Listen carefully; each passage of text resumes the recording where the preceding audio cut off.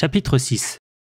Je ne savais pas si son but était de faire revenir à la raison le gamin dont il pensait qu'il avait un ego surdimensionné depuis qu'il avait entendu dire que j'étais une sorte de génie, ou s'il essayait vraiment de mesurer ma force. Mais vu le sourire suffisant qu'il arborait en me regardant de haut, même si c'était naturel pour lui de me regarder de haut, ça m'agaçait quand même. Je supposais que c'était peut-être pour la première raison. Récupérant l'épée en bois que j'avais reçue en cadeau de mes parents, je me dirigeais vers la limite du camp où Adam attendait près d'une petite clairière. « Tu sais comment renforcer ton arme, n'est-ce pas, génie ?» demanda-t-il en insistant sur le dernier mot. À ce moment-là, mon père avait déjà compris qu'Adam essayait juste de faire une démonstration de sa domination sur son petit garçon. Mais il s'est contenté de regarder, sachant qu'il ne me ferait pas trop mal. « Merci beaucoup, cher père. » Ma mère avait l'air un peu plus anxieuse en faisant des allers-retours entre moi, Adam et mon père, tout en tenant fermement la manche de son mari. Au moins, ma mère était là pour me soigner si j'étais blessé. Non? J'ai concentré mon regard sur Adam, qui se trouvait à environ 5 mètres de moi. Des images de ma vie passée, où je me battais en duel contre d'autres rois avec mon pays et mes proches en jeu, ont surgi dans ma tête. Mes yeux se sont rétrécis, limitant mon champ de vision à l'homme en face de moi. Il était l'adversaire maintenant.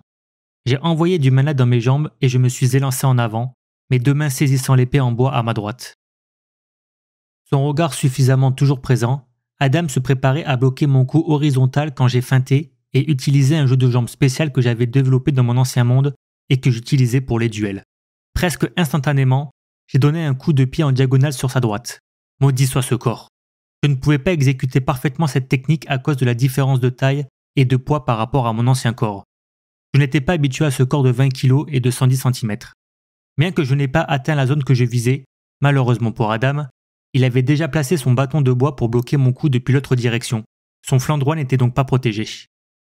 Son air suffisant a presque disparu et a été remplacé par un air de surprise, avec des yeux écarquillés alors qu'il réalisait ce qu'il allait se passer.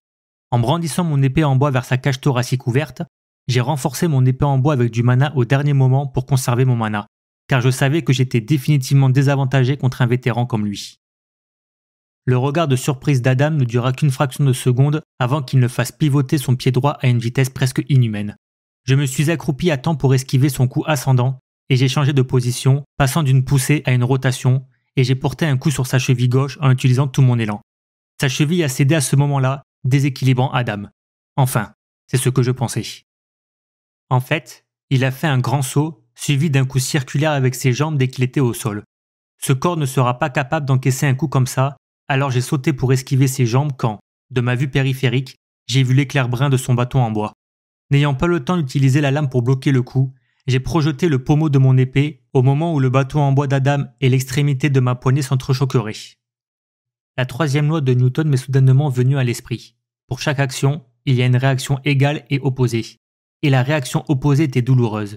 Bien que j'ai réussi à bloquer le coup, mon corps de 4 ans n'a pas pu résister à la force du coup et j'ai volé avant de glisser gracieusement sur le sol comme une pierre plate sur un lac.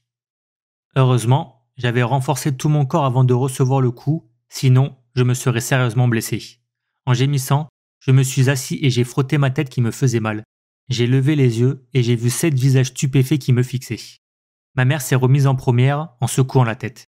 Elle s'est précipitée vers moi et a immédiatement marmonné un sort de guérison autour de mon corps. Du coin de l'œil, j'ai vu Dordon frapper la tête d'Adam avec assez de force pour le faire trébucher. « Art, chérie, tu vas bien? Comment tu te sens ?»« Je vais bien, maman. Ne t'inquiète pas. » La voix d'Adam me coupa. « Je ne lui ai pas appris à se battre, mon cul. Comment diable as-tu entraîné ce petit monstre ?» gémit-il se frottant toujours la tête. « Je ne lui ai pas appris ça, » réussit à marmonner mon père. Il s'est secoué pour sortir de sa stupeur et s'est approché de moi pour me demander si j'allais bien. J'ai juste hoché la tête.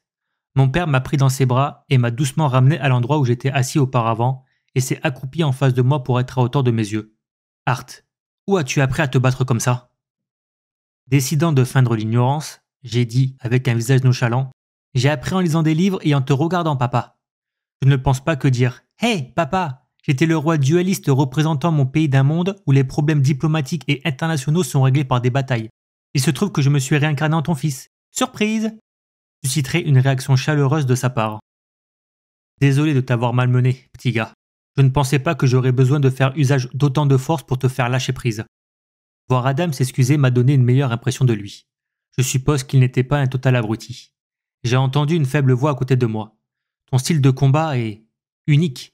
Comment as-tu fait ce pas après la feinte? Waouh! 2 phrases complètes. C'est la plus longue série de mots que Jasmine ait dite de tout le voyage et de loin. Je me sens si honoré. Merci, répondis-je. J'ai réorganisé mes pensées avant d'essayer d'expliquer en étapes ce que je faisais.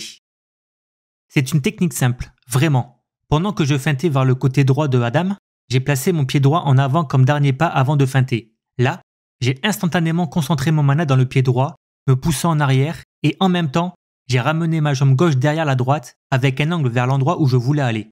En concentrant le mana dans mon pied gauche cette fois, mais avec plus de puissance que lorsque j'ai utilisé le mana sur mon pied droit afin de ne pas me propulser en arrière au lieu de la direction vers laquelle je voulais aller. C'était un peu long. Je regardais autour de moi pour voir Adam, Hélène et même mon père se diriger vers la clairière, essayant de tester ce que je venais d'expliquer.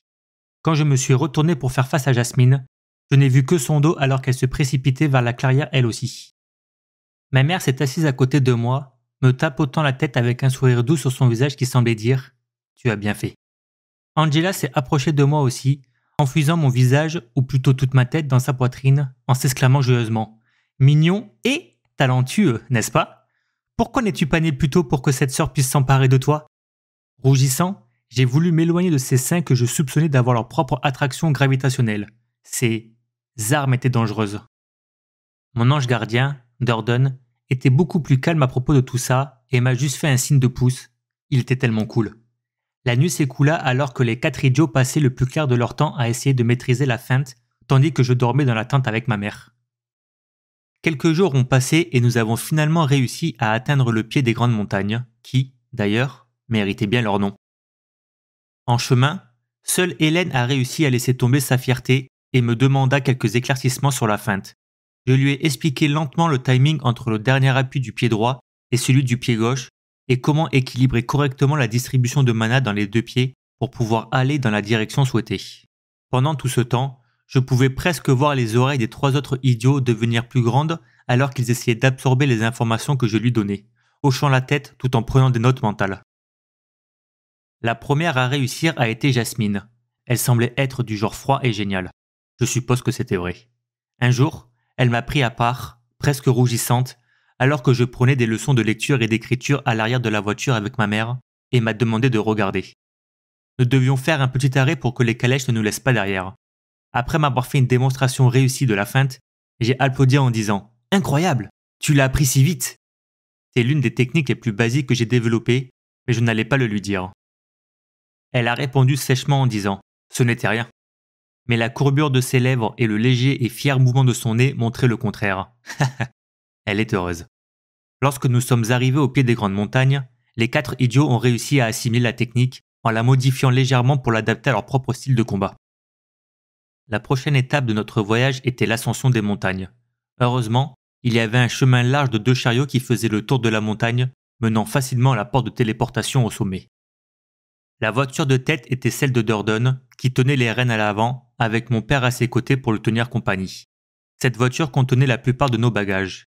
Hélène était actuellement assise sur le toit de la 2e voiture, celle dans laquelle je me trouvais, à l'affût de toute anomalie. Angela était assise à l'arrière avec ma mère et moi, tandis qu'Adam marchait derrière nous pour monter la garde. Pendant que Jasmine dirigeait la voiture, j'ai remarqué qu'elle tournait la tête en arrière et me fixait. S'attend-elle à ce que je lui montre d'autres techniques ou quelque chose comme ça? Chaque fois que je croisais son regard, elle retournait rapidement la tête en avant. Elle a 5 ans ou quoi?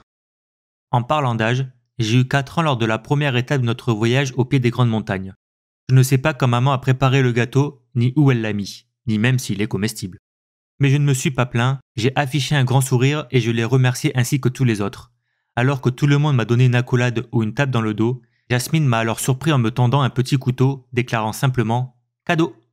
Oh, elle est attentionnée. Je vais pleurer.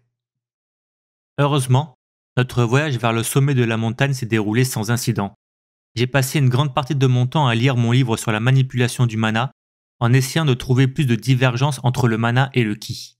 Jusqu'à présent, cela semblait assez similaire, sauf que, dans de rares cas, l'utilisation du mana d'un augmenteur pouvait prendre la propriété de certains éléments. En lisant la suite, j'ai remarqué que pour les débutants qui pouvaient s'y essayer, ce n'était pas assez distinct que ce que l'on pouvait voir lorsque les conjurateurs lançaient des sorts, mais plus comme la propriété de chaque élément distinct. Par exemple, un augmenteur qui a une compatibilité innée avec le feu, aura un mana qui montrera une certaine explosivité lorsqu'il sera utilisé. L'eau aurait une nature douce et flexible, la terre serait ferme et rigide, enfin, le vent serait comme une lame tranchante. C'est étrange.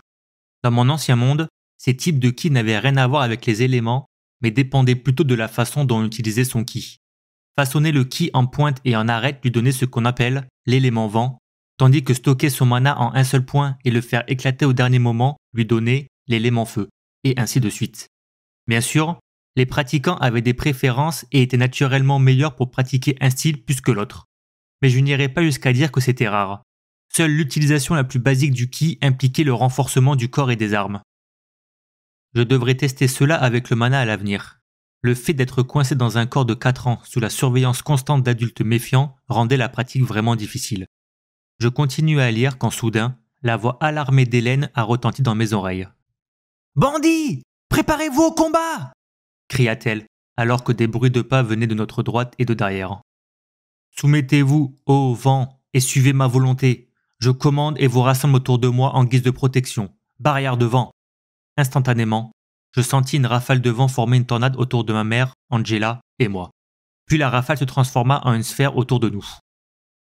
Angela brandissait sa baguette, se concentrant pour maintenir la barrière active tandis que des flèches la bombardaient constamment, avant d'être redirigée dans une autre direction.